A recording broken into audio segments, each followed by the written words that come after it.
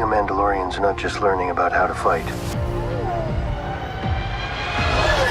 You also have to know how to navigate the galaxy. That way, you'll never be lost.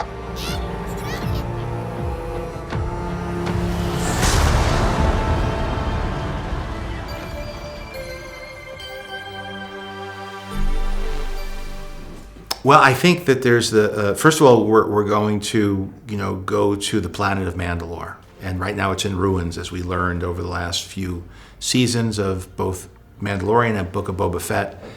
And this world had been established in the Clone Wars and animation at first, and even before all of this happened, in the earlier age, it was a war-torn planet. So there's this history of this planet that embodies the conflict that's happened over the centuries between these warring factions.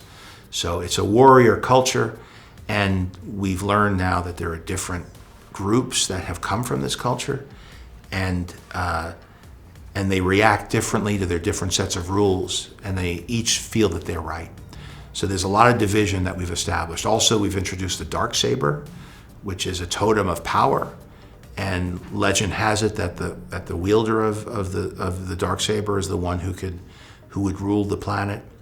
But it has a bloody history, and there's never been peace in recent memory. There were bits of it shown, but there's definitely a lot of intersecting forces that are happening, and the Mandalorian, Din Djarin, has to go back because he's removed his helmet, and among his tribe, that is a sin that has to be redeemed only by bathing in the living waters in the mines of Mandalore.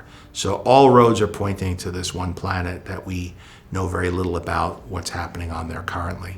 So the challenge is, how do you show the scope and scale of what people have come to expect from the cinematic nature of this show? And so that's what we've been working on, and I think people are going to be really happy with what we did.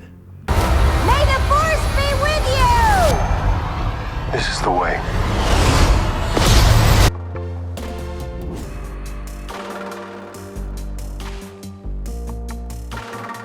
What's great about television is it's a conversation. I've been an actor in television, and I always thought it was wonderful that you would get reaction while you were still telling the stories. So I think it does affect things. Hopefully it doesn't dictate things in a way that it's bad for the story. I've never gotten any pressure from anyone at Disney or Lucasfilm to include anybody more, to show Pedro's face more, to reveal the baby. They were... In the beginning, I think it was a challenge to get them not to make merchandise the year before, because you need a long lead for that, but it would have ruined the surprise. But they were supportive of even that.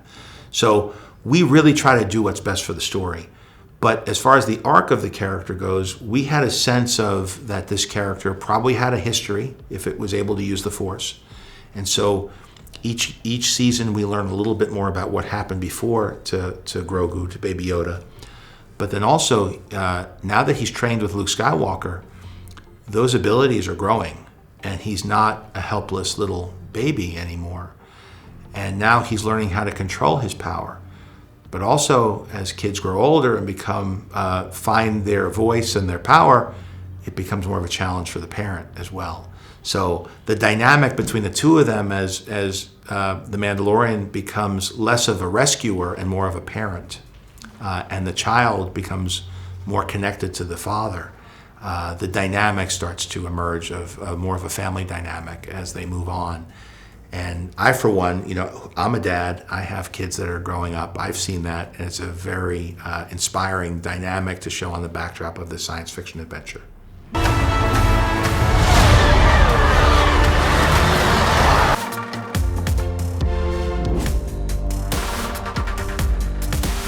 I think that a lot of what I learned from the relationship with Marvel is, first of all, how sophisticated the audience is. They're very smart, and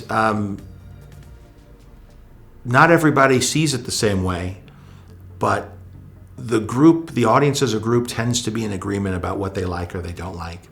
And it's great to get feedback in the right way, and it's understanding social media. I came up doing Iron Man as social media was becoming more and more important in the conversation.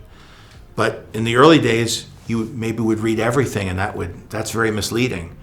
But you do get a sense of the preponderance of reaction, much like you do when you put a movie in front of an audience. If they're laughing, if they're crying, if they're cheering, or if they're bored.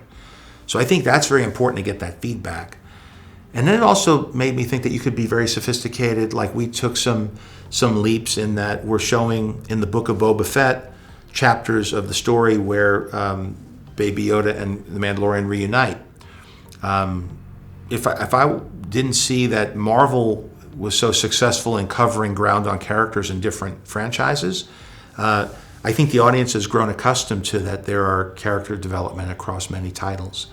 And then there's also this incredible feedback loop from the users. Users generate their own content, whether through social media or through YouTube or podcasts. So I know when I go to watch a show, especially if it's been off for a year or two, I'll often do my homework and be brought back up to speed to remember what I saw, because there's so much out there right now. It's so hard to keep everything straight. I have a million stories I'm following, not just the ones I'm writing, but all the shows that I watch. And I want to make sure that I remember exactly what happened, because I forget, in a year what happened with these characters, and I want to be able to enjoy it.